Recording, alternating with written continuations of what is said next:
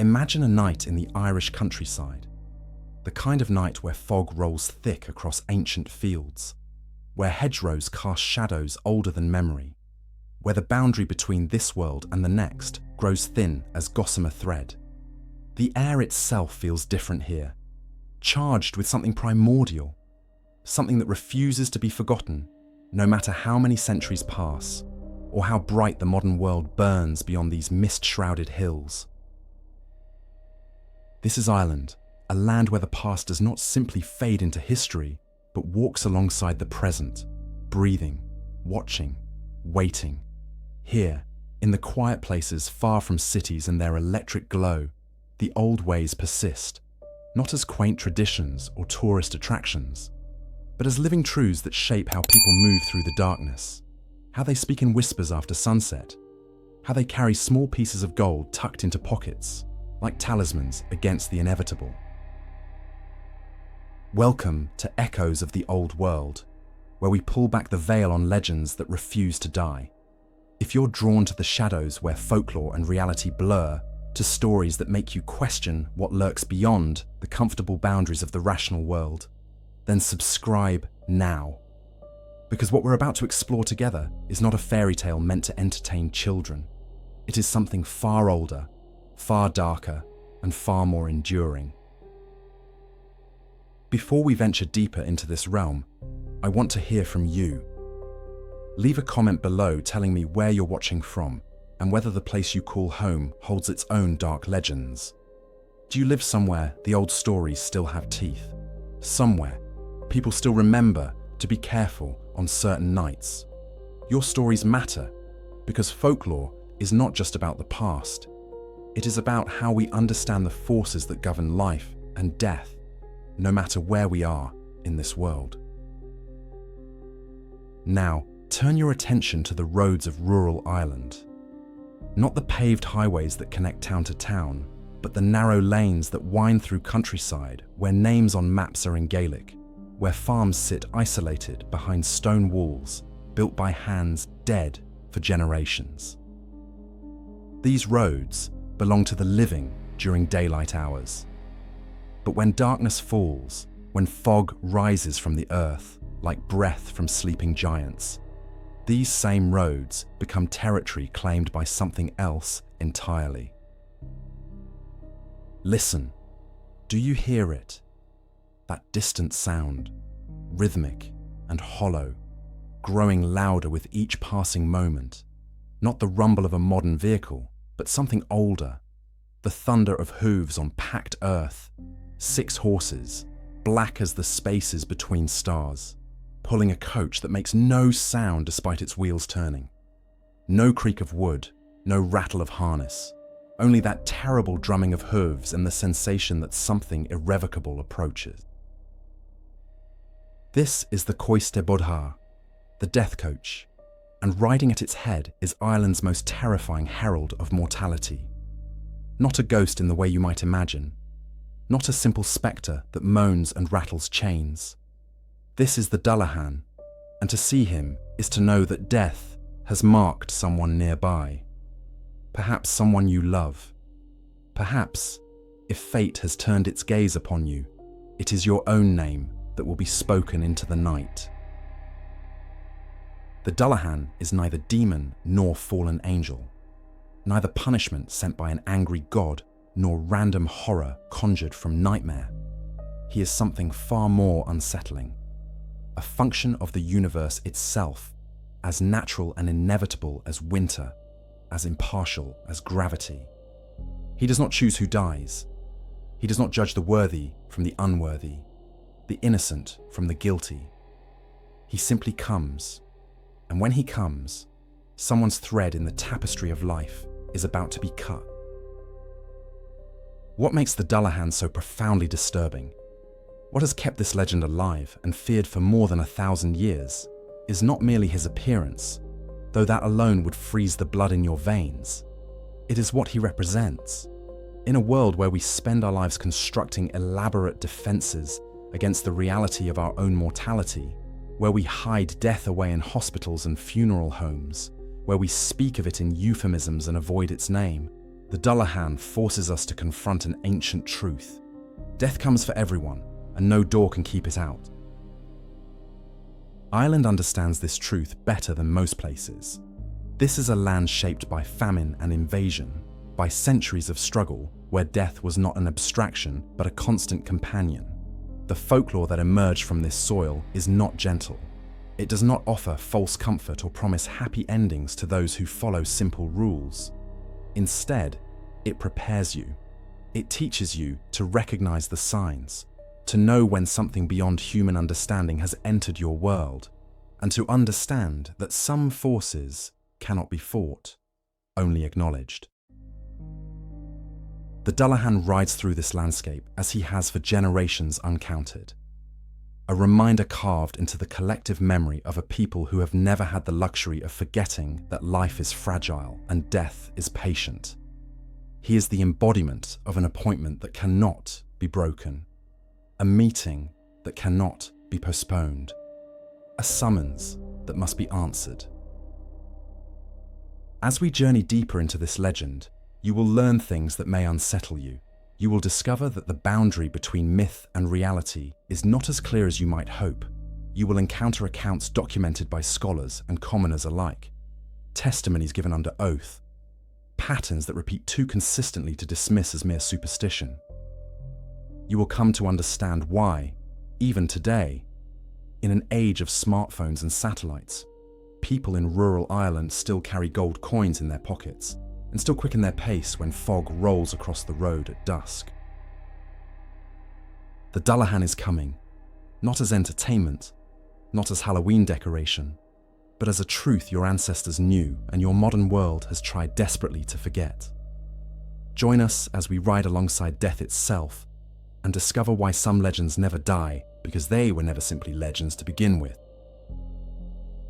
Picture yourself on that fog-shrouded Irish road we spoke of, the kind that winds through countryside where electric lights are few and the darkness between them feels alive. You hear the hoofbeats approaching, that terrible rhythmic thunder that seems to come from everywhere and nowhere at once. Your instinct screams at you to look, to identify the source of the sound, to see what approaches through the mist. But every fibre of ancestral memory, every whispered warning passed down through generations, tells you the same thing. Do not look. Whatever you do not turn your head toward that sound. Because if you look, you will see him. And once you have seen the Dullahan, once your eyes have registered what rides toward you through the darkness, that image will be seared into your mind forever. Not as a nightmare that fades with morning light, but as a permanent scar on your psyche, a vision of death itself, made manifest in flesh that was never meant to be seen by living eyes. The Dullahan sits astride a massive black stallion, or sometimes stands at the head of his death coach, and the first thing you notice, the thing that violates every natural law your brain understands, is the absence. Where a head should sit upon shoulders, there is nothing. Just a neck that ends in a clean, smooth stump, as though the head was removed by a blade of impossible sharpness, or perhaps was never there to begin with. The wound, if you can call it that, does not bleed, it does not weep or suppurate. It simply exists as a testament to something fundamentally wrong with the figure before you. But the head is not gone. The Dullahan carries it, tucked under one arm like a grotesque lantern, and this head is perhaps more terrible than the headless body it once crowned. Imagine flesh the colour and texture of mouldy cheese, skin that has begun the slow process of decay, but somehow remains animate. The face is bloated, swollen with death, yet somehow still capable of expression. The features are distorted, stretched into a grin that spreads from ear to ear, not in joy, but in the rictus of something that has moved beyond human emotion into pure function. The eyes are what haunt those few who have glimpsed the Dullahan and live to speak of it. They are small, black, and constantly darting, moving with frantic energy that contrasts horrifically with the stillness of the rotting face. These eyes can see in complete darkness, can pierce through walls and lock doors, can spot a target from miles away across the countryside. They glow with a sickly phosphorescence, like marsh gas or corpse light, casting just enough illumination to make the surrounding darkness seem even more absolute. The head itself seems to possess a terrible awareness, a consciousness that operates independently from the body that carries it. It grins that hideous grin, and that smile can stretch impossibly wide, revealing teeth that are too long, too sharp, too numerous for any human mouth. The lips are purple-black, cracked and peeling, and when they part, when that mouth opens to speak, the voice that emerges is like nothing human. It is the sound of wind through empty tombs, of earth falling on coffin lids, of the final breath leaving a dying body. The Dullahan's body, headless though it may be, is no less horrifying. It sits perfectly upright in the saddle or stands with unnatural stillness at the front of the coach, moving with purpose and precision despite lacking the head that should guide it. The torso is clad in ancient garments, clothing from a time before modern Ireland, dark and rotting like the head it once supported. Some accounts describe the fabric as once having been fine, the clothing of a warrior or chieftain, now reduced to tatters that hang from the body like funeral shrouds. The arms are unnaturally long, the fingers skeletal and ending in nails that have continued growing long after death should have claimed them. One arm holds the head aloft, positioning it so those darting eyes can survey the landscape, seeking out the appointed target. The other arm may hold the reins of the black horse, or grip the spine whip we will speak of later, or simply hang at the side, fingers twitching with anticipation of the task ahead. What makes the Dullahan's appearance so profoundly disturbing is not merely the physical horror of it, though that alone would be sufficient to drive witnesses to madness. It is the sense of wrongness that emanates from the figure, the feeling that you are looking at something that should not exist, that violates fundamental rules of reality. This is not a corpse animated by dark magic. This is not a ghost or phantom. This is something that exists in a category all its own, something that bridges the gap between life and death in a way that human minds struggle to process. The smell that accompanies the Dullahan is another layer of horror reported by those who have encountered him. It is not simply the stench of decay, though that is certainly present. It is something older, deeper, a smell like freshly turned earth in a graveyard, like the inside of ancient crypts, like the moment when a sealed tomb is first opened and releases air that has not moved in centuries. It is the smell of death, not as an ending, but as a transition, a threshold being crossed. To see the Dullahan is to confront death in its purest form, stripped of all the comfortable metaphors and gentle euphemisms we use to soften its reality. This is not the peaceful passing we wish for our loved ones, not the dignified exit we hope for ourselves. This is death as primal force, as inevitable function, as appointment keeper who will not be denied. The Dullahan's appearance is designed, whether by or ancient purpose, to communicate one simple message. Your time, or someone's time, is measured now in hours, rather than years. And no power on earth can change what has been set in motion. The Dullahan does not always ride alone on horseback. Sometimes, when death comes for someone of particular significance, when fate requires a more ceremonial approach to collection, he arrives in a different manner. He comes in the Cóiste Bodhar, the death coach, and to hear it approaching in the night is to know that something far more terrible than a simple passing is about to occur. This is death arriving not as thief in the night, but as dignitary, as official representative of forces beyond human comprehension, demanding acknowledgement and respect. The coach itself is a thing of nightmare craftsmanship, built from materials that seem to shift between solid and shadow depending on how the moonlight strikes them. The wood is black as obsidian, polished to an unnatural sheen that reflects nothing, absorbing light rather than bouncing it back. The construction is ancient, predating any coach design you might find in museums or history books, suggesting origins that reach back to times when Ireland was young and the old gods still walked freely across the land. Every joint is fitted with precision that speaks of inhuman skill. Every surface carved with symbols that hurt the eye to look upon directly. 6 black horses pull the Cóiste Bodhar, and these are no ordinary steeds.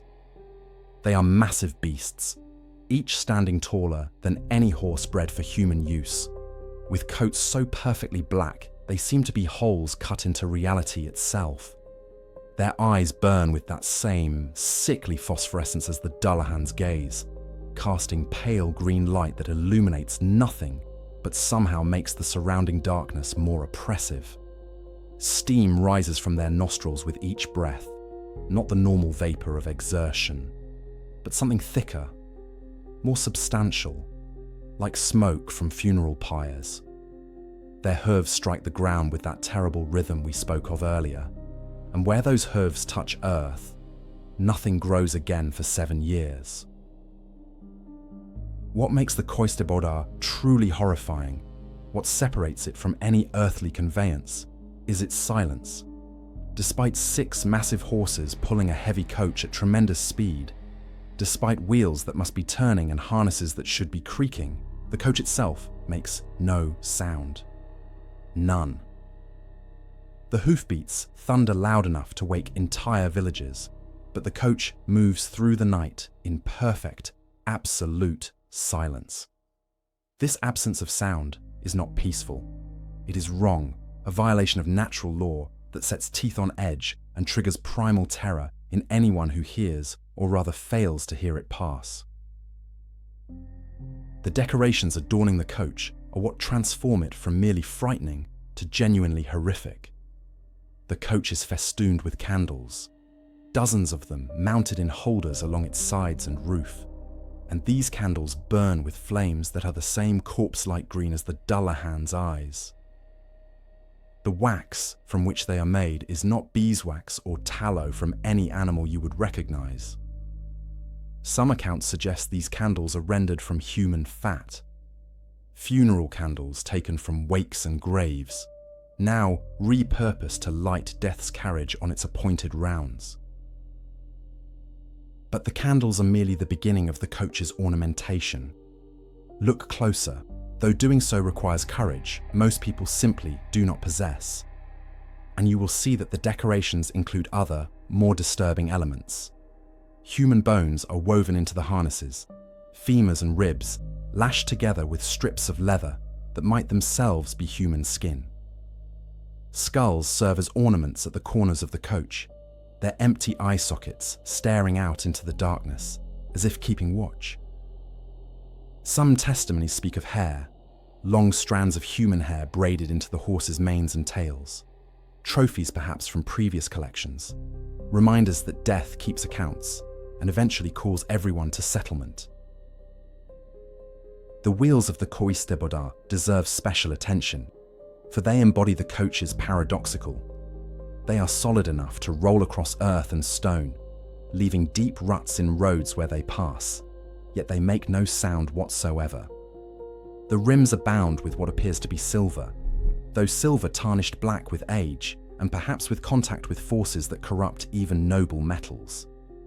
The spokes are carved from wood so old it has fossilized, harder than iron, each one inscribed with Ogham script that spells out names. Whose names? The names of those who have already been collected, a rolling memorial to death's efficiency, a reminder that the list is long and grows longer with each revolution of those silent wheels. When the Cóiste Bodhar stops, the silence becomes even more profound. The hoofbeats cease. The horses stand perfectly still, not shifting weight or tossing heads as living horses would. Even the night sounds, the insects and distant animals, fall silent in the presence of the death coach. It is as if reality itself holds its breath, waiting to see whose door the Dullahan will approach, whose name will be called into the darkness. And here is perhaps the most terrifying aspect of the Cóiste Bodhar. When it stops before a house, when those wheels cease their silent turning and the Dullahan dismounts from his position at the front, someone in that house or nearby is about to die. Not might die, not could die, will die. The coach does not arrive on speculation or reconnaissance. It comes only when death has been scheduled, when fate has marked the appointed hour, when the ledger requires a name to be crossed off the list of the living and added to the rolls of the dead. The coach waits with infinite patience while the Dullahan performs his function. Time seems to distort in its presence, minutes stretching into hours or compressing into seconds. Those who have hidden and watched, who have been brave or foolish enough to observe from darkened windows, speak of a sensation that the coach exists slightly outside normal time, that it occupies a space between moments where the rules governing life and death become fluid. To approach the coach uninvited is to risk being caught in that liminal space, trapped between heartbeats, suspended in the gap between breathing in and breathing out. The Cóiste Bodhar is not merely transportation. It is ritual, ceremony, official proclamation that death has arrived to conduct business. It is the difference between dying quietly in your sleep and having death itself announce its presence to the entire countryside. When that silent coach rolls through the night, everyone who hears those hoofbeats knows what it means, and everyone prays that it will not stop at their door. The Dullahan carries a weapon, though calling it merely a weapon diminishes what it truly represents. In his skeletal hand, gripped with purpose and terrible familiarity, he holds a whip fashioned from a human spine. Not a symbolic representation, not a carved imitation, but an actual human vertebral column, stripped of flesh and connective tissue, transformed through means unknown into an instrument of supernatural power. This is death wielding death itself, mortality made into tool of mortality, the ultimate statement that everything, even our very bones, eventually serves the purposes of the inevitable. The spine whip is a construction of profound horror. Imagine the complete spinal column from neck to tailbone, each vertebra still articulated, but now fused with unnatural flexibility. The bone has been treated or transformed in some manner that makes it both rigid enough to strike with force and supple enough to crack through the air like thunder. Where the skull once connected, there is now a handle of sorts, wrapped in leather so old and dark it might be mistaken for the very skin that once covered these bones. The leather is smooth from centuries of use, worn by the Dullahan's grip into a surface that fits his hand as perfectly as if it grew there. When the Dullahan cracks this whip, the sound is unlike anything produced by earthly materials. It is not simply the snap of leather breaking the sound barrier, though that element is certainly present. It is layered with other sounds, echoes of the person this spine once belonged to, whispers of the life that once animated these bones. Some who have heard it and survived speak of hearing screams woven into the crack, multiple voices overlapping, suggesting that the whip carries not just one spine, but the essence of many deaths, accumulated over time into a single instrument of supernatural authority. The primary function of the spine whip is not to strike people, though it certainly can and does when necessary. Its true purpose is far more specific and far more terrible. The Dullahan uses it to lash out the eyes of those who dare to watch him work, those who look upon him despite all warnings, despite every instinct screaming at them to turn away. The whip moves faster than human reflexes can follow, covering impossible distances in an instant. And when it strikes, it does so with surgical precision. The victim does not simply go blind. The eyes are destroyed utterly, reduced to liquid that streams down the face, leaving empty sockets as permanent reminder of the price of witnessing what mortal eyes should never see. But the whip serves another function equally important to the Dullahan's work. He uses it to drive his horses, those 6 massive black beasts that pull the Cóiste Bodhar through the night. When the spine whip cracks above their heads, the horses respond with increased speed, their hooves striking the ground even faster, the thunder of their passage growing louder. Yet they never flinch, never shy away from the whip as ordinary horses would. They understand, in whatever consciousness animates their supernatural forms, that the whip is not punishment, but command, direction from their master about the urgency of their mission. There is symbolism in the choice of weapon that goes deeper than mere practicality.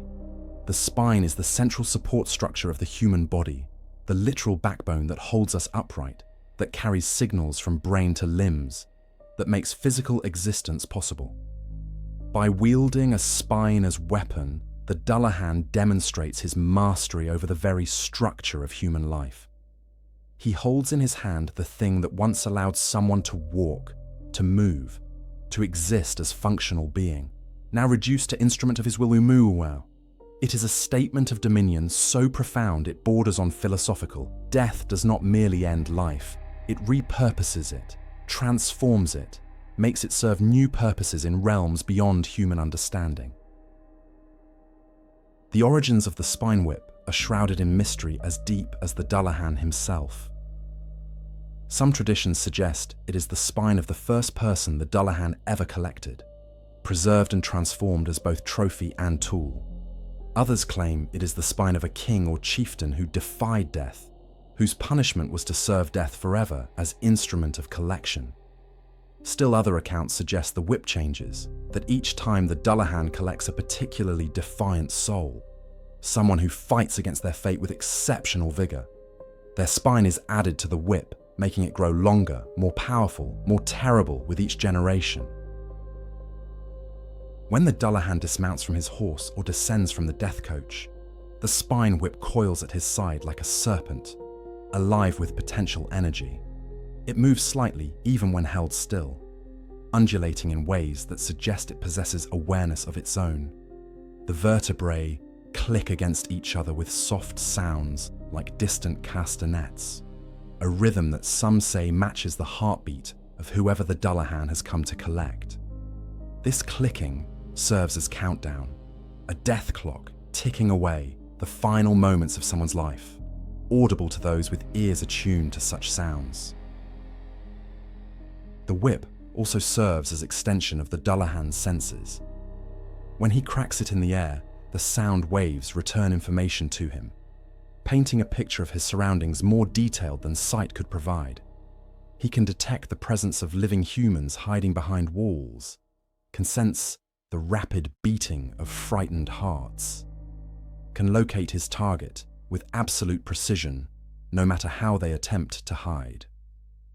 The whip is both weapon and sensory organ, tool and extension of the Dullahan's will, physical and supernatural simultaneously. To be struck by the spine whip, even if not directly in the eyes, is to be marked. The flesh where it touches turns black immediately, spreading from the point of contact like frostbite in reverse. This mark never fades, remaining visible until death finally claims the one who bears it. And death always comes quickly to those marked by the whip.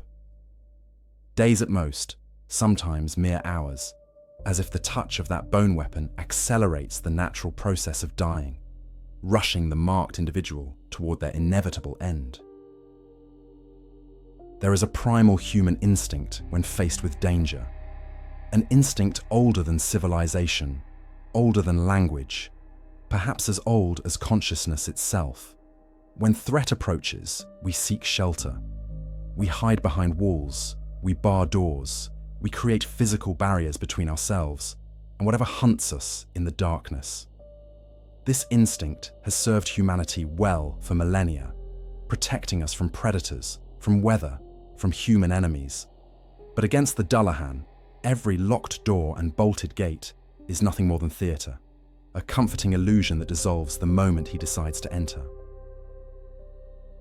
The Dullahan possesses an ability that strips away one of our most fundamental assumptions about safety and sanctuary.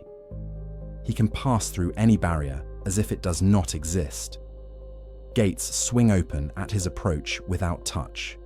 Doors that were locked, bolted, and barred from the inside suddenly stand ajar, revealing the interior to his terrible gaze.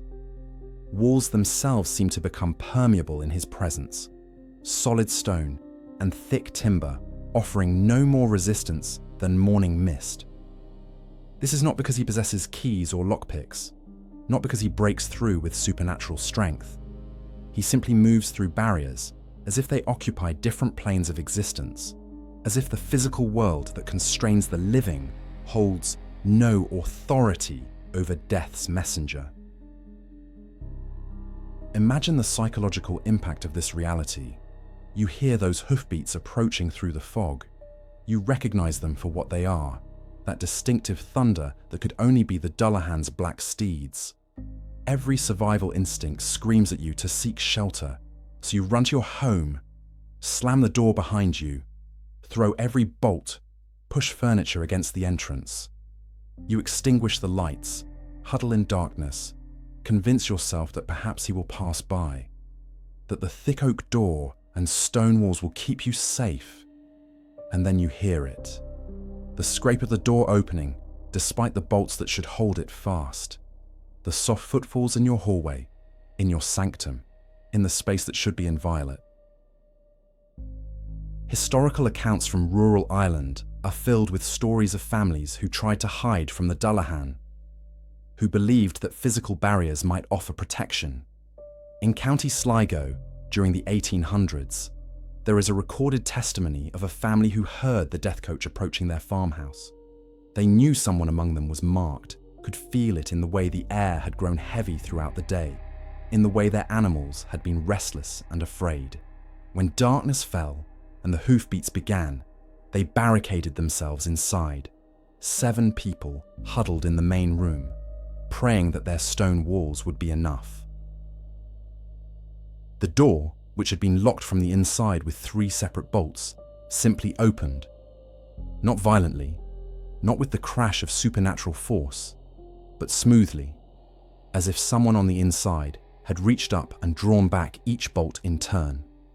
The family watched in frozen horror as the Dullahan entered their home, his headless body ducking slightly to pass through the doorframe, his severed head tucked under one arm, those phosphorescent eyes scanning the room until they fixed on the grandfather, an old man who had lived 83 years and whose time had finally arrived. The Dullahan spoke the old man's name once, and 3 days later, despite having shown no signs of illness, the grandfather died in his sleep. This ability to pass through barriers extends beyond mere doors and walls. The Dullahan can cross rivers that should be uncrossable, can navigate through graveyards where the consecrated ground should offer protection, can enter churches despite their holy status. No threshold holds power over him, no boundary line drawn in salt or iron filings, no protective symbols carved into lintels or painted above doorways. He moves through the world as if he exists in a dimension slightly askew from ours, close enough to interact when necessary, but fundamentally separate from the laws that govern physical matter. The implications of this power go far beyond the practical. What the Dullahan's ability truly demonstrates is that death cannot be escaped through hiding, cannot be avoided through preparation or defense. You cannot build walls thick enough, cannot forge locks strong enough, cannot retreat to any sanctuary remote enough to keep death out when it comes calling. This is not cruelty on death's part, not sadism or malice. It is simply the of mortality itself. Death comes for everyone, and when your appointed time arrives, No barrier between you and that appointment will prove substantial enough to delay it. There are those who attempted to use supernatural barriers against the Dullahan, not physical walls, but metaphysical protections. They drew circles of salt, hung iron horseshoes above their doors, placed rowan branches across thresholds, recited prayers and incantations passed down through generations. These measures, which might repel lesser supernatural beings, which could hold fairies at bay or protect against curses, proved utterly useless against death's herald. He passed through them without pause, without even acknowledgement, as if they were not there at all. The message encoded in this aspect of the Dullahan legend is both terrifying and strangely liberating. It tells us that death is not an enemy to be fought, not an invader to be repelled with sufficient fortifications. It is an appointment, a natural conclusion, a force as fundamental to existence as birth or time. The Dullahan does not break into homes like a thief. He enters like an official bearing summons, like a messenger delivering correspondence that cannot be refused or returned unread. Your door opens because death has the right to enter, because that right is written into the fabric of reality itself, older than any lock, more absolute than any wall. This understanding shaped how people in rural Ireland approached death. They did not spend their lives building fortresses against it, did not waste energy on futile attempts at permanent security. Instead, they accepted that death would come when it came, that their doors would open when the time was right, and that the best preparation was not physical, but spiritual. They focused on living well, on making peace with neighbors, on ensuring their souls were ready for whatever lay beyond that final threshold. Of all the powers that Dullahan possesses, of all the abilities that mark him as something beyond natural law, perhaps none is more terrifying than his voice. Not the sound of it, though that alone would be enough to freeze blood and stop hearts. Not the volume or tone, though both carry weight that mortal ears struggle to process. What makes the Dullahan's voice truly horrific is its function, its purpose, the irrevocable power contained in a single spoken word. When the Dullahan speaks a name, when that grotesque mouth opens and those purple lips form the syllables of someone's identity, death becomes not merely probable, but absolutely certain. The voice itself is unlike anything produced by living vocal cords. It is hollow, echoing as if emerging from a vast empty space, rather than from the rotting head tucked under the Dullahan's arm. There is a wetness to it, a liquid quality that suggests decay and dissolution, the sound of something that should not be speaking but does so anyway through sheer force of supernatural will. When the Dullahan's mouth moves, when that impossible jaw hinges open wider than any human mouth could manage, the voice that emerges seems to come from everywhere and nowhere simultaneously, reverberating through the night air, through the ground itself, through the very bones of anyone unfortunate enough to be within hearing distance. But the true horror lies not in the quality of the voice, but in its power. The Dullahan speaks only once. He does not call out repeatedly, does not shout or summon. He lifts that decaying head, positions it so the mouth faces in the correct direction, and speaks a single name into the darkness. Just once. That is all that is required. Once your name has been spoken by the Dullahan, once those syllables have been formed by death's own mouth and released into the world, your fate is sealed. There is no appeal, no negotiation, no possibility of reprieve. The clock begins its final countdown, and nothing in heaven or earth can stop what has been set in motion. The time frame varies according to the accounts collected over centuries. Some who were named died within hours, collapsing suddenly with no warning, no illness, no apparent cause. Others lingered for 3 days, the traditional period between death announcement and actual passing in Irish folk lore. A few rare cases speak of a week, perhaps because death needed to travel distance to reach them, or because other appointments had to be kept first. But they all died. Every single person whose name was spoken by the Dullahan eventually succumbed, and often in ways that defied medical explanation or rational understanding. There are documented cases from the Irish Folklore Commission archives, testimonies collected from witnesses who heard the Dullahans speak a name and then watched as the inevitable unfolded. In County Mayo, in the year 1912, a young woman named Shio Vaughan heard hoofbeats approaching her family's cottage one October night. She violated the cardinal rule and looked out the window, seeing the Dullahan astride his black horse, that terrible head held aloft. She watched as the mouth opened, as the voice rolled across the fields, speaking her brother's name, Padraig. Her brother, a healthy man of 28 with no history of illness, died 4 days later. He simply went to sleep one night and never woke, his heart having stopped for no reason doctors could identify. What makes this power even more terrifying is its precision. The Dullahan does not speak surnames or titles. He speaks the true name, the name given at birth, the name that carries the essence of a person's identity. In Irish tradition, names hold power, are not merely labels, but connections to the soul itself. When the Dullahan speaks that name, he is not simply identifying a target, he is calling to the very core of someone's being, summoning them to answer an appointment that was scheduled long before they were born, written into the fabric of their existence at the moment of conception. The voice carries across impossible distances. The Dullahan does not need to be standing at your door to name you. He can be miles away, on a distant road, and if he speaks your name, you will hear it. Not with your ears necessarily, though some report that too, but with something deeper. The name resonates in your chest, in your bones, in the parts of you that know instinctively when something fundamental has changed. You will know with absolute certainty that you have been called. And once called, there is no hiding, no running, no pretending you did not hear.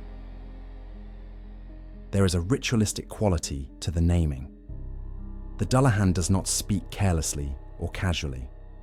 When he arrives at a location, when the coach stops or the horse stands still, he takes time. He surveys the area with those darting phosphorescent eyes. He positions the head carefully, turning it to face the exact direction required. Then, and only then, does he open that grotesque mouth and release the name into the night. It is formal, official, the delivery of a summons that cannot be ignored or contested. This is death conducting business with the gravity and ceremony such business deserves. Some accounts speak of people attempting to protect themselves by never speaking their true names aloud, by using nicknames and false identities throughout their lives. These attempts proved futile. The Dullahan knows your true name whether you speak it or not. It is written in ledgers that exist beyond human access, recorded in books kept by forces that predate language itself. Your name is known to death the moment you draw first breath, and no amount of deception or misdirection will prevent the Dullahan from speaking it when your time comes. The aftermath of the naming is almost as terrible as the act itself. Those who hear their names spoken by the Dullahan often enter a state of eerie calm, an acceptance that spreads through them like warmth through cold limbs. They know what is coming. They have been given their notice. Some use the remaining time to make peace with family, to settle affairs, to prepare for the journey ahead. Others rage against it, though rage accomplishes nothing. The name has been spoken. The appointment has been announced. All that remains is the keeping of it. In a world where the Dullahan passes through locked doors, where his voice summons death with absolute authority, where his spine whips strikes faster than human reflexes can follow, there exists only one defense. Not prayers, not holy water, not iron or rowan, or any of the traditional protections that might ward off other supernatural beings. The single substance that causes the Dullahan to halt, that makes death's herald turn away, that offers any hope of protection at all, is gold. Pure, elemental gold. The metal that has fascinated humanity since the dawn of civilization holds power over death's messenger in ways that nothing else can match. The relationship between the Dullahan and gold is one of the most intriguing aspects of this ancient legend. This is not a weakness in the traditional sense, not a vulnerability like a monster's soft underbelly or an Achilles heel that can be exploited for destruction. The Dullahan does not fear gold in the way one might fear fire or silver or sacred symbols. Rather, he is repelled by it, turned aside by its presence, as if gold exists on a frequency that interferes with his ability to function. It is less like a weapon that can harm him, and more like a barrier he simply cannot cross, a force field generated by the metal's unique properties. Traditional accounts from rural Ireland detail exactly how gold must be used for protection. It is not sufficient to own gold, to have it locked away in a box or buried in the garden. The gold must be present, must be visible, must be between you and the approaching Dullahan. The most common method, passed down through generations, was to carry a gold coin in your pocket at all times. Not a large piece, not a treasure, just a single coin, preferably one that had been blessed or had been in the family for generations. When you heard the hoofbeats approaching, when you felt that terrible pressure in the air that announced death's messenger, you would take that coin and hold it up, placing it between yourself and the direction of the sound. The effect, according to those few who have attempted it and lived to report, is immediate and dramatic. The Dullahan, whether on horseback or driving the Cóiste Bodhar, will stop. Not gradually, not with reluctance, but instantly, as if he has encountered an invisible wall. The black horses rear and sidestep, those phosphorescent eyes flashing with something that might be frustration, or might be simple recognition that the rules have been invoked. The Dullahan himself, that headless body, will turn away, will redirect his path, will seek another route that does not require passing the gold. He does not speak, does not acknowledge the person holding the coin, simply alters course and continues his appointed round. But there are strict conditions attached to this protection, nuances that make the difference between safety and disaster. The gold must be pure, or as pure as reasonably possible. Alloys will not work. Gold mixed with other metals loses the protective property. The amount matters less than the purity, which is why a single coin is sufficient if it is genuine gold. The positioning is critical as well. You must hold the gold between yourself and the Dullahan, must maintain that barrier without wavering. If your hand drops, if fear causes you to lower the coin even momentarily, the protection fails and the Dullahan continues unimpeded toward his target. The origins of gold's power over the Dullahan are subject to speculation and multiple interpretations. Some scholars of Irish folklore suggest it relates to pre-Christian beliefs about gold as a solar metal, infused with the power of life-giving sunlight, the antithesis of the Dullahan, who serves death and darkness. Gold in ancient Celtic tradition was not merely valuable, but sacred, associated with the sun god Lu, with illumination and life force. The Dullahan, as being of death and shadow, would naturally be repelled by metal that embodies the opposite principle. Other interpretations focus on gold's incorruptibility. Unlike iron which rusts, unlike silver which tarnishes, unlike copper which oxidizes green, gold remains pure and unchanged across centuries. It does not decay, does not deteriorate, maintains its essence indefinitely. The Dullahan, as embodiment of decay and mortality, as creature whose very appearance speaks to corruption and dissolution, perhaps cannot exist in proximity to substance that defies those very processes. Gold's eternal creates a metaphysical contradiction that forces the death herald to retreat. There are documented cases from the Irish Folklore Commission archives, testimonies collected from witnesses who heard the Dullahan speak a name and then watched as the inevitable unfolded. In County Mayo, in the year 1912, a young woman named Shio Vaughan heard hoofbeats approaching her family's cottage one October night. She violated the cardinal rule and looked out the window, seeing the Dullahan astride his black horse, that terrible head held aloft. She watched as the mouth opened, as the voice rolled across the fields, speaking her brother's name, Padraig. Her brother, a healthy man of 28 with no history of illness, died 4 days later. He simply went to sleep one night and never woke, his heart having stopped for no reason doctors could identify.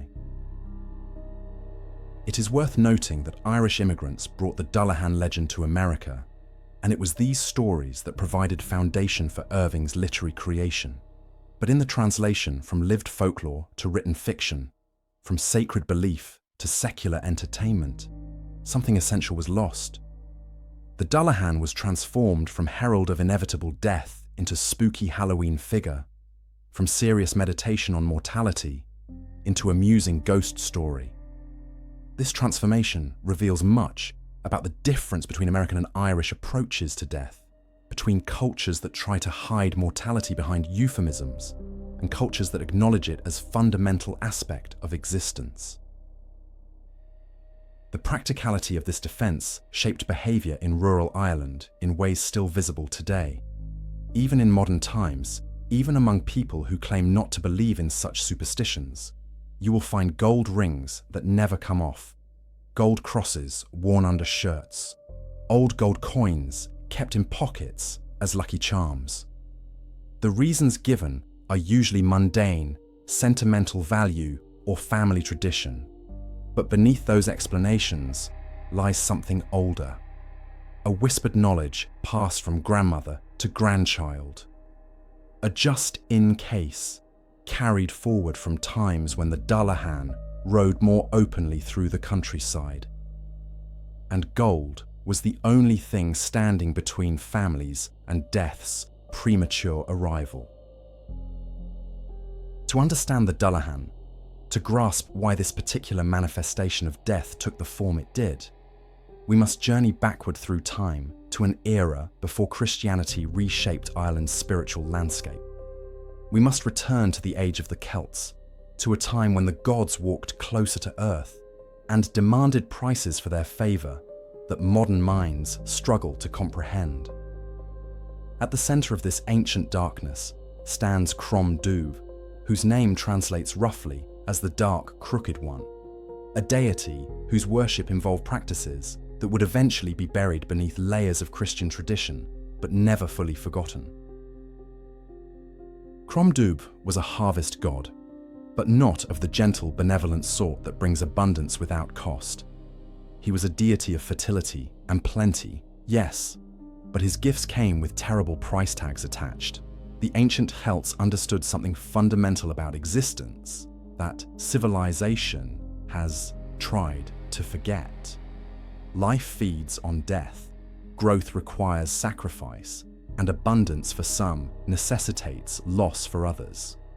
Crom Dubh embodied this harsh truth, demanded acknowledgement of it, required payment in the currency that mattered most, blood, specifically human blood, offered in ritual sacrifice to ensure the continuation of crops and herds.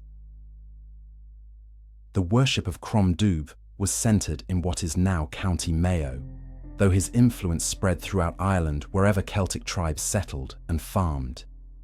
The rituals occurred at crucial points in the agricultural calendar, times when the success or failure of crops would determine whether communities survived the coming year. The sacrifices were not random or chaotic.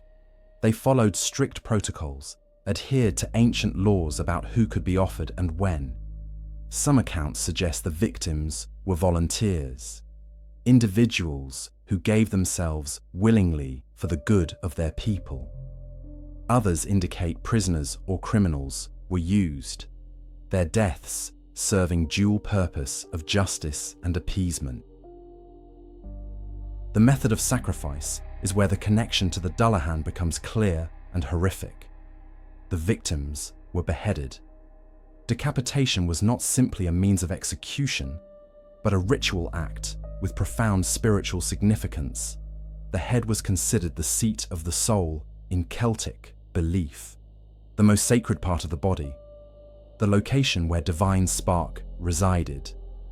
By separating head from body, by creating that fundamental division, the Celts believed they were releasing the soul in a manner that allowed it to travel more freely to the other world, to carry prayers and offerings directly to the gods it served. Crom Dubh's priests, or perhaps the god himself in whatever form he took when walking among mortals, would collect these heads. They were not discarded or buried with the bodies, but preserved, displayed, treated as sacred objects that maintained connection between the living and the deity they served.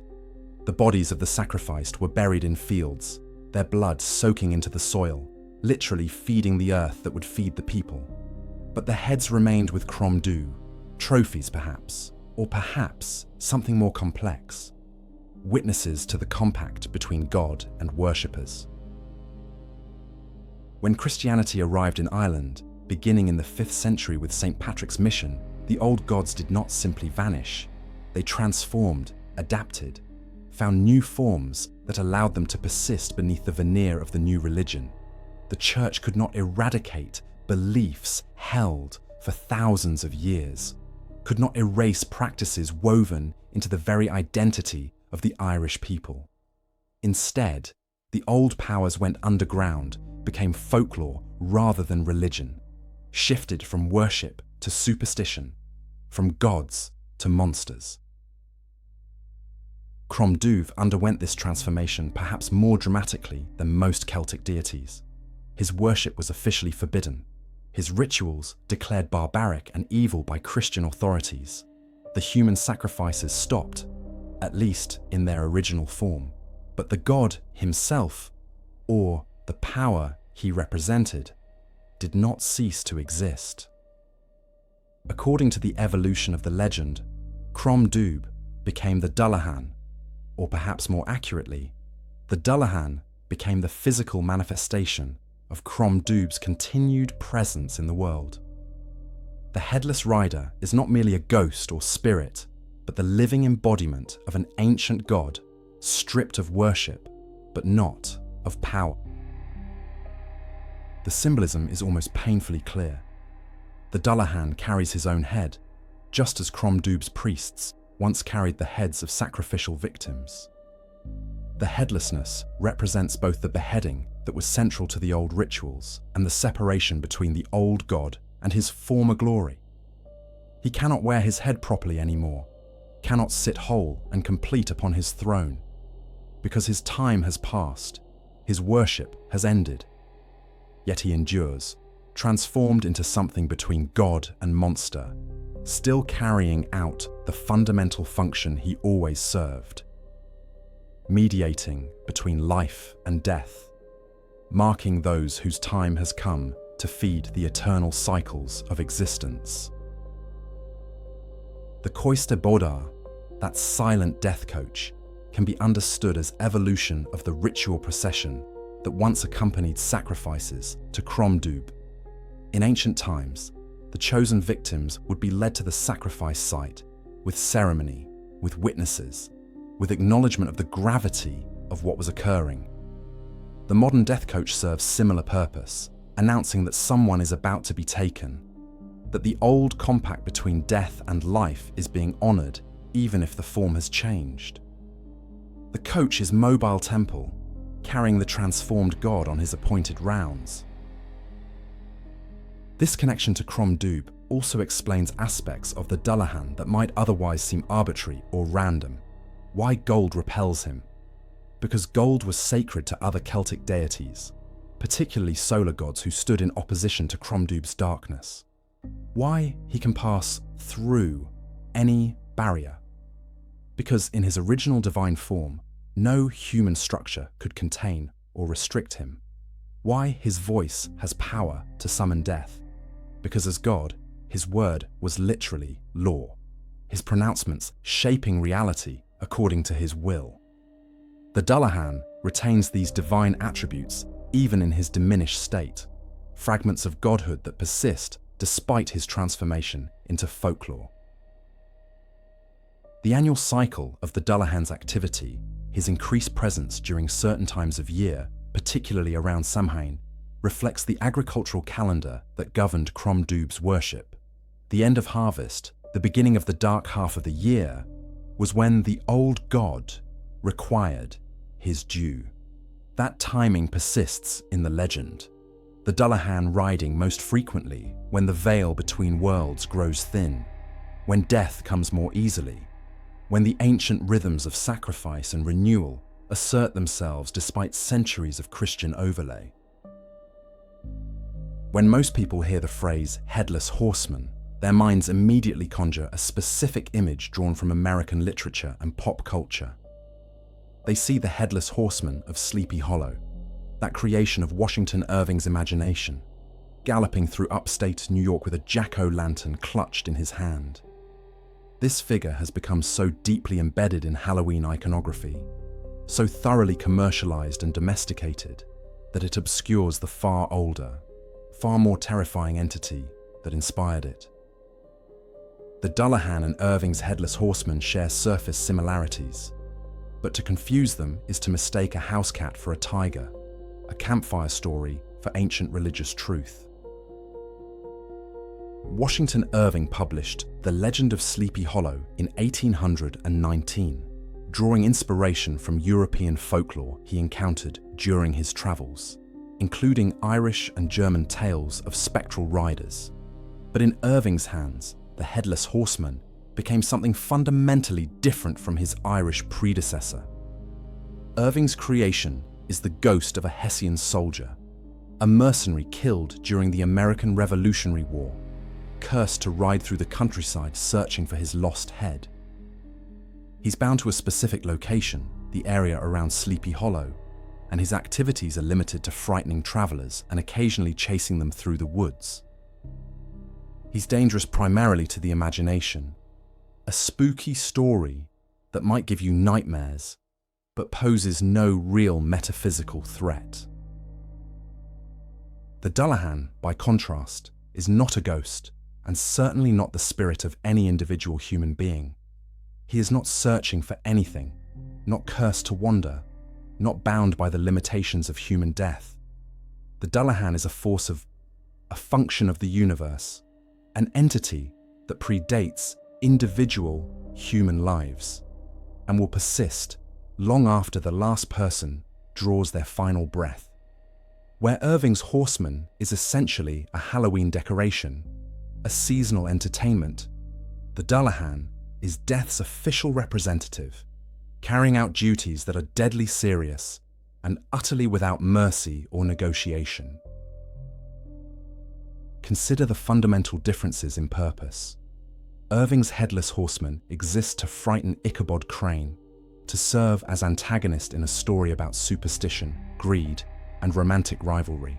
He is a plot device, a supernatural element that adds excitement to a tale, but ultimately reveals itself to be possibly mundane, possibly just Brom Bones in disguise. The entire narrative is structured to leave readers uncertain whether the supernatural event even occurred or whether it was an elaborate prank. The Dullahan operates under no such ambiguity. He does not exist to frighten people, though fear is certainly a byproduct of encountering him. He exists to announce death, to mark those whose time has come, to maintain the boundary between life and mortality. His purpose is absolute. his function non-negotiable. The powers attributed to each figure reveal the vast gulf between them. Irving's horseman can throw his pumpkin head at people, can ride a fast horse, can apparently cross the bridge into consecrated ground, or cannot, depending on which version of the story you accept. These are party tricks compared to the Dullahan's abilities. The Irish death herald passes through any barrier as if it does not exist, speaks names with voice that summons death itself, wields a whip made from human spine that can destroy eyes at impossible distances, and drives a coach decorated with human remains that moves in perfect supernatural silence. Where Irving's creation is essentially a really scary guy on a horse, the Dullahan is something that operates outside the normal rules of physical reality. The weakness of each entity further illustrates their fundamental differences. Irving's Headless Horseman is supposedly unable to cross the bridge near the church, held back by the consecrated ground beyond. This limitation is convenient for the plot, easily understood, and fits within Christian frameworks familiar to Irving's American readers. The Dullahan's vulnerability to gold is far more complex and rooted in pre-Christian Celtic cosmology. Gold does not destroy the Dullahan, or bind him, or send him back to hell. It simply creates a barrier he chooses not to cross, respecting ancient laws that govern his existence.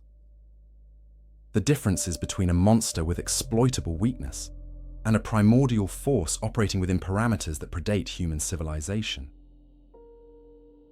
Cultural context matters enormously in understanding these distinctions. Irving was writing entertainment for an American audience in the early 19th century, creating a ghost story that could thrill readers without genuinely disturbing them. His Headless Horseman fits comfortably within the American tradition of folk legends that are scary, but ultimately safe, supernatural tales that can be told around campfires and laughed about afterward. The Dullahan emerges from Irish culture that has intimate, painful relationship with death, from a people who endured famine, invasion, and centuries of struggle, where mortality was constant companion rather than distant abstraction.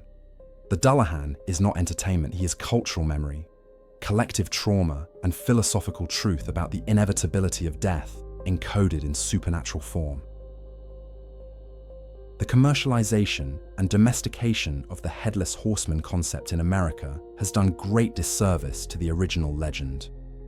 The Dullahan has been reduced to costume, to decoration, to cartoon character that appears on cereal boxes during October. This trivialization strips away everything that makes the legend meaningful, everything that allowed it to serve its original function as teaching tool and cultural touchstone. When children dress as Headless Horsemen for Halloween, when the image appears on party supplies and seasonal merchandise, it creates confusion that obscures the genuine article, the ancient entity that people once genuinely feared and respected. It is worth noting that Irish immigrants brought the Dullahan legend to America, and it was these stories that provided foundation for Irving's literary creation. But in the translation from lived folklore to written fiction, from sacred belief to secular entertainment, something essential was lost. The Dullahan was transformed from herald of inevitable death into spooky Halloween figure, from serious meditation on mortality into amusing ghost story. This transformation reveals much about the difference between American and Irish approaches to death, between cultures that try to hide mortality behind euphemisms and cultures that acknowledge it as fundamental aspect of existence. The Dullahan is not merely legend confined to ancient manuscripts or whispered tales passed down through generations. He is witnessed, documented, reported by ordinary people in specific locations at specific times throughout Irish history and into the modern era. The Irish Folklore Commission, established in 1935, spent decades collecting testimonies from rural communities, and their archives contain hundreds of accounts related to the Death Herald. These are not vague stories or second-hand rumors.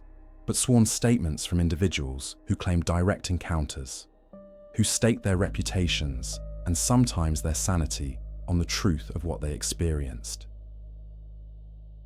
County Sligo, that wild northwestern region where the Atlantic crashes against ancient cliffs and fog rolls inland like living thing, has produced some of the most detailed and disturbing Dullahan sightings. In 1947, a farmer named Seamus O'Malley gave testimony to folklore collectors about an encounter that occurred when he was returning home from a neighbour's wake. The night was moonless, the kind of darkness that feels solid, and O'Malley was walking along a narrow road bordered by high hedgerows. He heard the hoofbeats approaching from behind, that distinctive thunder that made his blood freeze even before his rational mind understood why. O'Malley dove into the hedgerow, tearing his clothes and skin on thorns, and watched as the Dullahan rode past on his massive black horse. The headless body sat perfectly upright in the saddle, and the head tucked under the arm turned, those phosphorescent eyes scanning the hedgerow where O'Malley hid. The farmer reported that he held his breath until his lungs burned, certain that if he made any sound, if he moved at all, those eyes would fix on him and his name would be spoken. The Dullahan passed by, but 3 days later, the neighbour whose wake O'Malley had attended died of complications no doctor could adequately explain. County Mayo, the ancient heartland of Crom Dubh's worship, remains even today a place where the Dullahan is taken seriously by those who live close to the land. In the 1960s, when rationalism and modernisation were sweeping through Ireland, when old beliefs were being dismissed as primitive superstition, a schoolteacher named Margaret Brennan reported an incident that shook her faith in the modern world's explanations. She was driving home from a parent-teacher meeting on a November evening, her car's headlights cutting through fog that had settled thick across the road.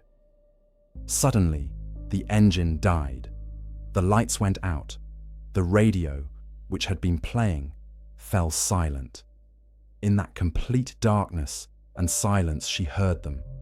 Hoofbeats, multiple sets, approaching from ahead.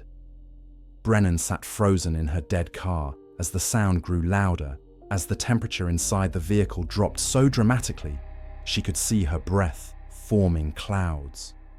Then, passing through the fog directly in front of her car, she saw the Cóiste Bodhar, 6 black horses pulling that silent coach, and standing at the front, reins in one hand and head tucked under the other arm, the Dullahan himself. The encounter lasted perhaps 30 seconds, though Brennan reported it felt like hours.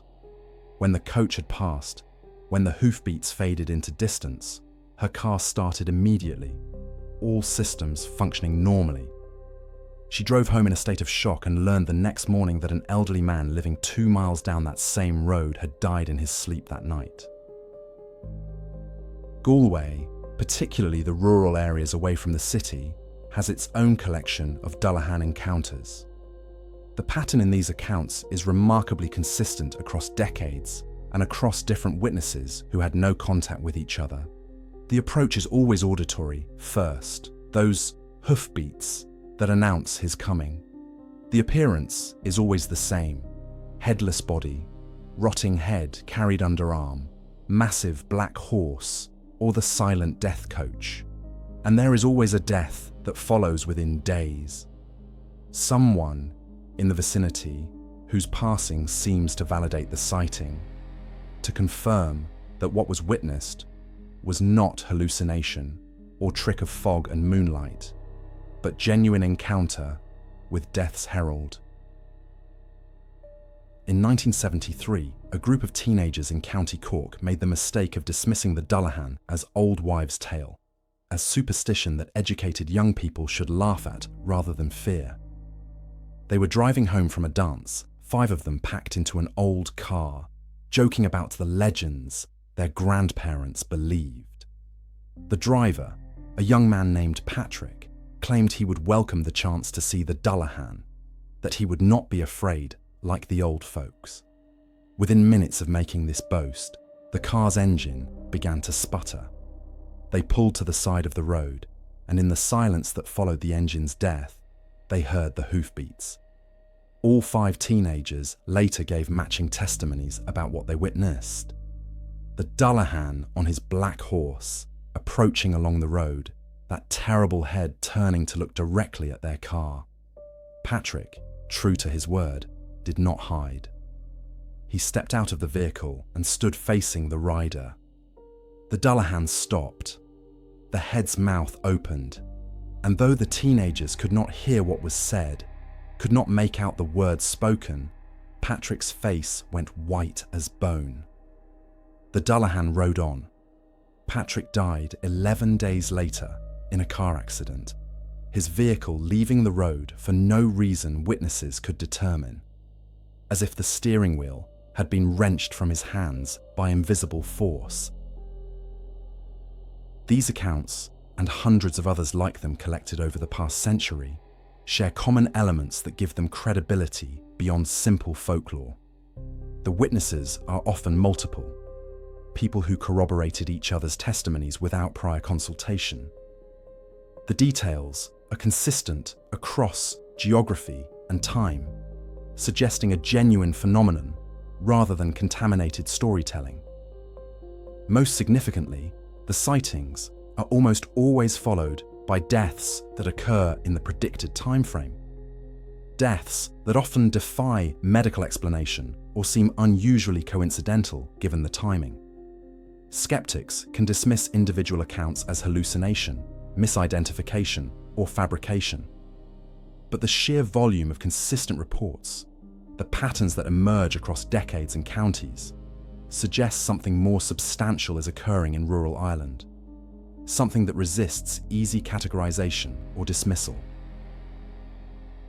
There is a night each year when the boundary between our world and the realm of the dead grows thin as gossamer, when ancient powers walk more freely than at any other time, when the rules governing what can and cannot cross between dimensions relax their grip. This night is known by many names across many cultures, but in Ireland, it has always been Samhain, the original festival from which the modern Halloween descended. And of all the beings that emerge when the veil thins, of all the entities that take advantage of this liminal time, none is more active, more present, more terrifyingly visible than the Dullahan. This is his night, his season, the time when Death's herald rides most openly through the countryside. Samhain marks the end of the harvest season and the beginning of winter, the transition from the light half of the year to the dark half, from abundance to scarcity, from life's fullness to its dormancy.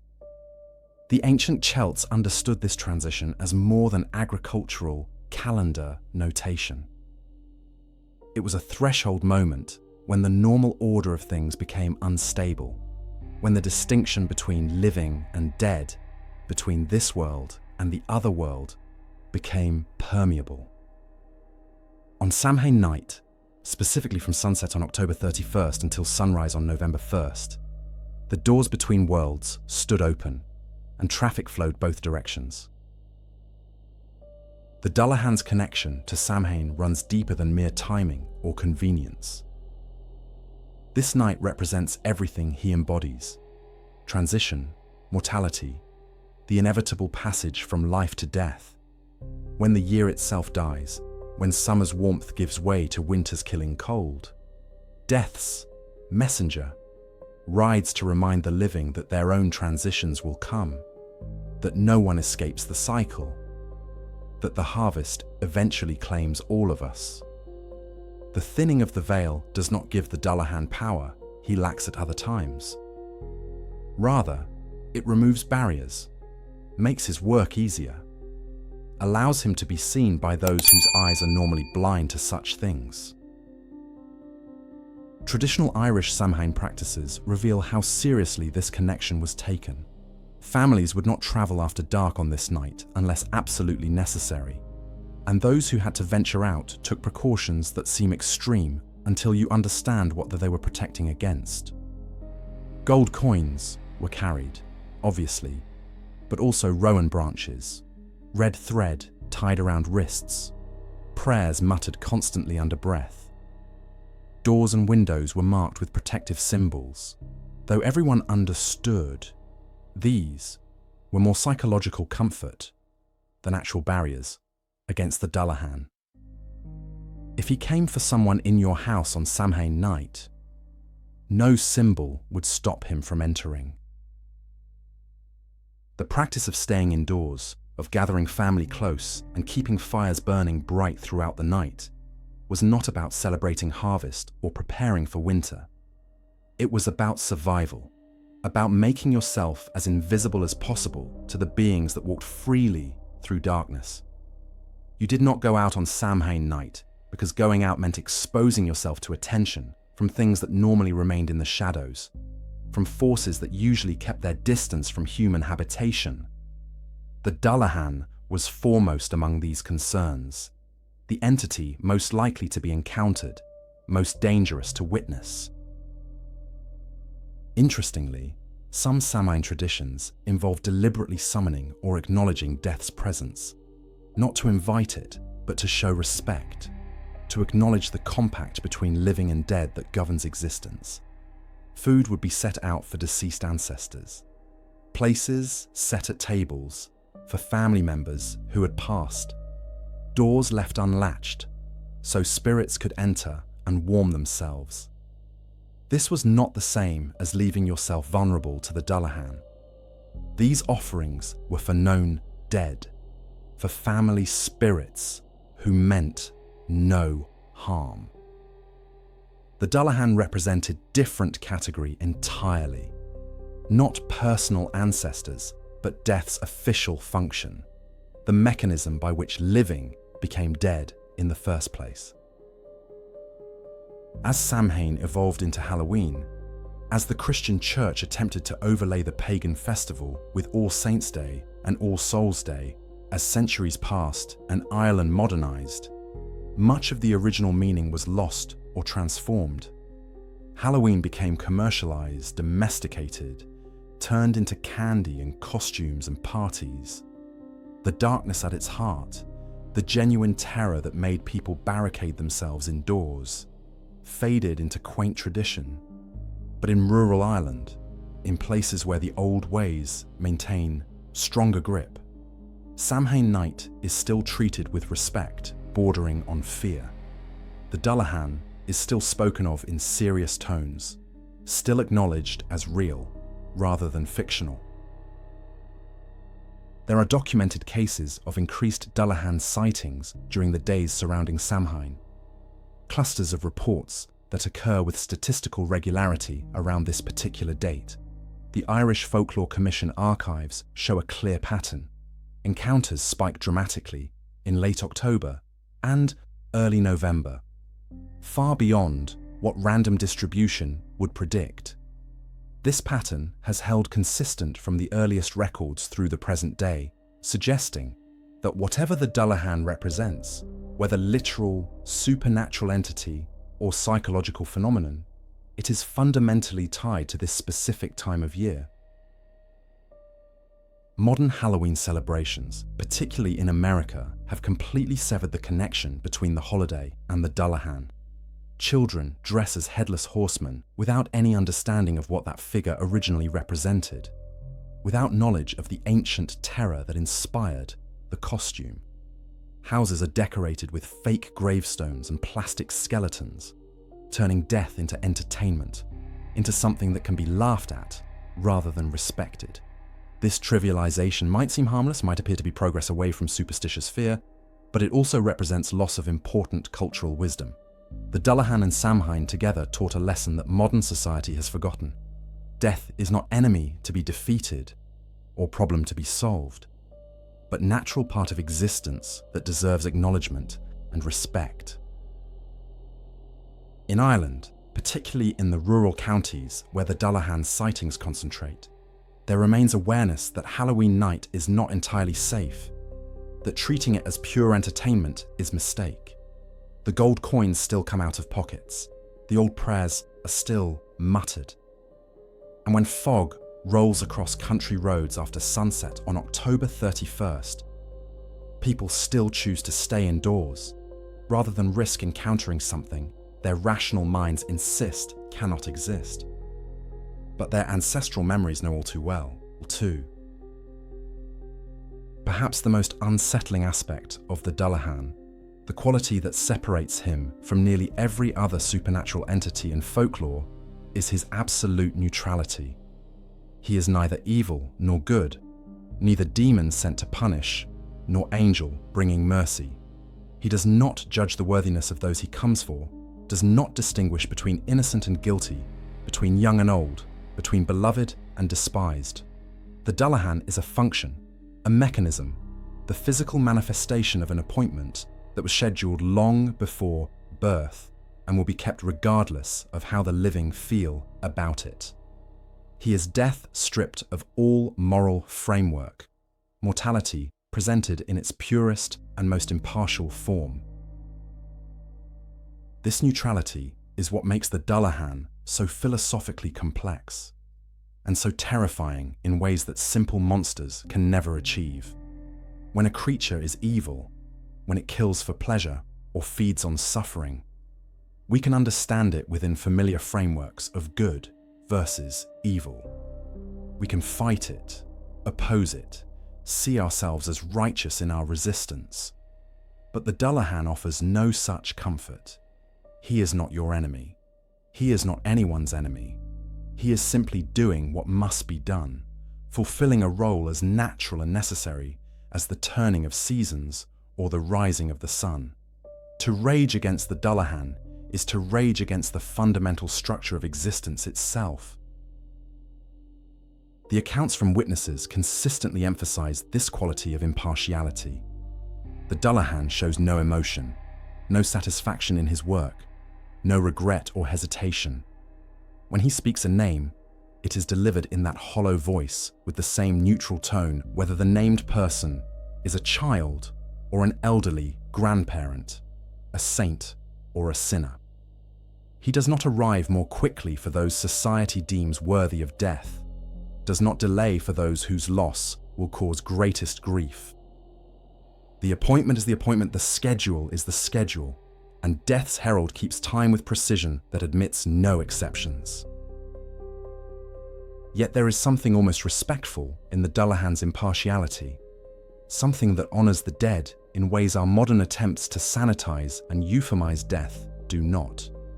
By treating all deaths as equally significant, by performing his function with the same gravity, whether collecting a king or a beggar, the Dullahan affirms that every life has value equal to every other life in the final accounting. Death is the great equalizer, the force that makes mockery of human hierarchies and social distinctions. The richest person and the poorest, the most powerful and the most oppressed, all receive the same visit from the same herald. All answer the same summons with the same inevitability. The Dullahan's refusal to be bargained with, to be bribed or begged or reasoned with, further emphasizes this impartial. There are no recorded cases of anyone successfully negotiating with Death's herald, no stories of deals struck or extensions granted. When your name is spoken, when the appointment comes due, no amount of wealth or tears or desperate promises will change the outcome. This is not cruelty. It is simply the natural order asserting itself, the rule that everyone who begins must eventually end, playing out as it has played out for millions before and will play out for millions after. This quality of the legend serves important psychological and cultural function. By personifying death as impartial messenger rather than malevolent force, Irish folklore teaches acceptance rather than futile resistance. The Dullahan does not kill you in the sense of causing your death through violence or malice. He announces a death that has already been scheduled, marks an appointment that was made at your birth. Understanding this distinction transforms the relationship with mortality from one of fear and avoidance to one of acknowledgement and preparation. You cannot fight the Dullahan, because he is not your opponent. You can only recognize what he represents and make your peace with it. The philosophical implications extend beyond individual mortality to broader questions about fate and free will. If the Dullahan announces deaths that are already determined, if his appearance marks fulfillment of predetermined appointment, what does that suggest about our choices and the course of our lives? Irish folklore does not offer easy answers to these questions, but holds the tension between fate and agency, between predetermined end and meaningful existence in the time between. The Dullahan represents the fixed point, the unchangeable ending, but the life lived before that ending remains yours to shape. Modern, death-phobic cultures struggle with the Dullahan's message because we have built elaborate systems designed to deny or delay death's reality. We speak of fighting disease, of battling mortality, of death as failure rather than inevitability. We hide our dead away, create industries around preservation and cosmetic treatment of corpses, do everything possible to avoid confronting what the Dullahan forces us to see, that death is natural, neutral, and coming for everyone regardless of how much we resist or prepare. This denial may make life more comfortable in the short term, but it also leaves us unprepared for the appointment we all must eventually keep. The Dullahan offers different wisdom, uncomfortable but ultimately more honest. He reminds us that death is not personal, not targeted, not something that singles you out for special suffering. It is universal experience, the one thing every human being shares, regardless of any other difference. His impartiality is not coldness, but equality, not cruelty, but fairness in its most absolute form. Understanding the Dullahan means accepting that the universe does not arrange deaths according to human notions of fairness or timing, but that this very impartiality is its own form of justice, treating all lives as equally precious and all deaths as equally natural. In an age of smartphones and satellites, of medical technology that can restart hearts and algorithms that predict behavior, you might expect ancient folklore to fade into irrelevance, to become nothing more than quaint historical curiosity studied by academics and retold at cultural festivals. Yet the Dullahan persists, not as museum piece or historical artifact, but as living belief, as entity that people in rural Ireland still claim to encounter, still prepare against, still speak of in tones that mix respect with genuine fear. The legend has not died because what it represents, the reality it embodies, remains as true in the 21st century as it was in the time of the Celts. Modern sightings continue to be reported, though they often come through different channels than the folklore commissions of previous generations. Social media has become repository for contemporary encounters, though these accounts are mixed with obvious fabrications and attention-seeking stories that make separating genuine reports from fiction more difficult. Yet patterns emerge from the noise, consistent details that echo the historical testimonies, suggesting that something beyond mass delusion or cultural memory is occurring in specific locations at specific times. These modern witnesses describe the same headless rider, the same black horses, the same phosphorescent eyes and spine whip, the same deaths that follow within days of the sighting. In 2008, a truck driver making late-night deliveries through County Sligo reported an encounter that could have been lifted directly from 19th century folklore archives. His truck's engine died on a remote stretch of road, all electronics failing simultaneously despite the vehicle being nearly new and having shown no mechanical issues.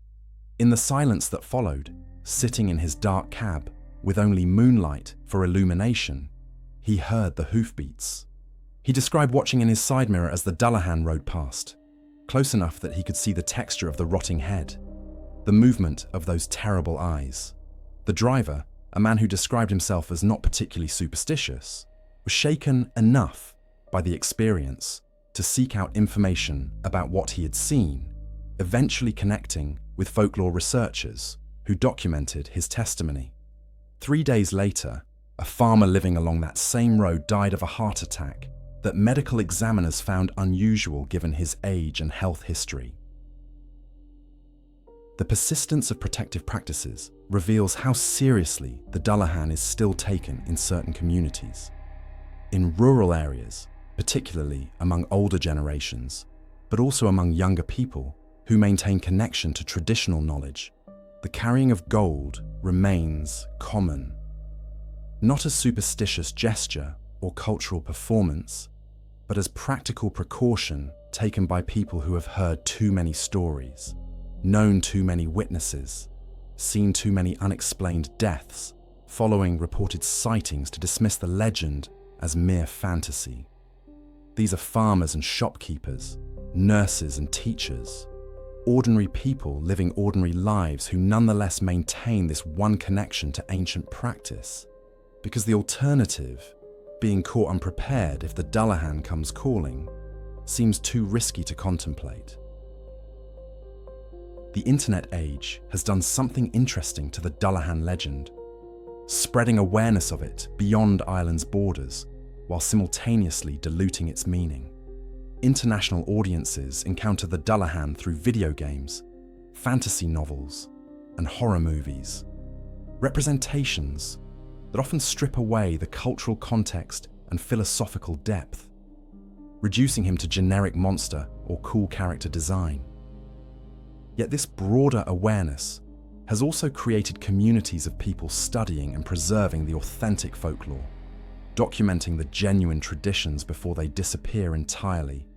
Online archives now contain scanned copies of old testimonies, recordings of elderly Irish people sharing stories their grandparents told them, discussions about the meaning and significance of various aspects of the legend. Younger generations in Ireland have complex relationship with the Dullahan and similar folklore. Many were raised in households where such stories were treated as embarrassing superstition, old-fashioned beliefs that educated modern people should leave behind. Yet there remains an undercurrent of uncertainty, a reluctance to completely dismiss what so many ancestors believed so strongly. This manifests in interesting ways. Young people who laugh at the stories during the day, but still feel uneasy driving country roads at night, who claim not to believe but still carry their grandmother's gold ring just in case, who participate in Halloween parties while privately acknowledging that Samhain night still feels different, still carries weight that cannot be entirely explained by cultural conditioning. The tourism industry has inevitably discovered the Dullahan, creating guided tours and folklore experiences that commodify the legend for visitors seeking authentic Irish experience. These commercial ventures exist in awkward tension with the genuine belief that persists in rural communities. Tour guides tell sanitized versions of stories, present the Dullahan as entertaining historical curiosity, while the very people whose ancestors witnessed him, whose family histories include encounters documented in official records, watch with mixed feelings. The commercialization brings economic benefit, but also risks trivializing something that served and continues to serve important cultural and psychological functions. What keeps the Dullahan legend alive? What prevents it from fading into mere historical footnote is the simple fact that death has not become optional or avoidable despite all our medical advances and technological progress. People still die unexpectedly, still pass away suddenly despite apparent health, still leave grieving families asking why and how and whether anything could have prevented it. In these moments of confronting mortality's persistence, the Dullahan's message remains relevant. He reminds us that death comes when it comes, that no amount of modern convenience or scientific knowledge changes the fundamental reality of our mortality, that some appointments cannot be cancelled no matter how thoroughly we try to optimize and control our existence. The living tradition of the Dullahan also persists because it fills a gap left by modern death denial. Our culture has removed death from everyday experience, hidden it in hospitals and nursing homes, created industries around making corpses look alive at funerals. This sanitization leaves people unprepared for death's reality, shocked when it arrives, as if it were unexpected rather than guaranteed. The Dullahan tradition, by contrast, keeps death visible, acknowledged, integrated into cultural consciousness as a natural part of life's cycle. This integration, uncomfortable as it may be, provides framework for accepting mortality that modern approaches lack. We have traveled together through fog-shrouded roads and ancient legends, through documented testimonies and philosophical truths, through the evolution of a belief that has persisted for more than 1,000 years. We have encountered the Dullahan in all his terrible glory, the headless body astride a black horse, the rotting head tucked under one arm, the spine whip that strikes with supernatural precision, the silent death coach that announces mortality's approach. We have explored his origins in the worship of Crom Dubh, his distinction from America's sanitized Headless Horseman, his continued presence in the lived experience of rural Ireland. Now, as our journey together concludes, we must ask the most important question. What does the Dullahan teach us about death, about life, about the way we should navigate the brief time we have between birth and that inevitable appointment? The Dullahan offers wisdom that modern death-denying culture desperately needs but struggles to accept. He teaches us that death is not enemy to be defeated through medical intervention or positive thinking, not failure that occurs when we do not fight hard enough or take proper precautions. Death is appointment scheduled at our birth, meeting that will be kept regardless of our wishes or preparations. The Dullahan's impartiality, his absolute neutrality in determining who lives and who dies, reminds us that mortality is not personal attack or cosmic injustice, but natural conclusion to the fact of existence. This understanding, properly integrated, transforms our relationship with death from one of fear and avoidance to one of acceptance and preparation. But the Dullahan's message extends beyond simple acceptance of mortality. By forcing us to confront death's reality, by refusing to allow us the comfort of denial or the illusion of control, he indirectly teaches us how to live. If death can come at any moment, if the Dullahan might speak your name tonight or tomorrow or 50 years from now with no warning and no possibility of negotiation, then every moment of life carries weight and significance it might otherwise lack.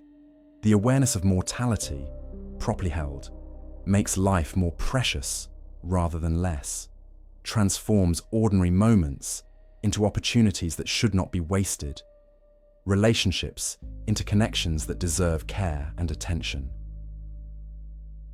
The tradition of carrying gold as protection against the Dullahan contains its own lesson beyond the literal. Gold represents something pure, incorruptible, eternal in.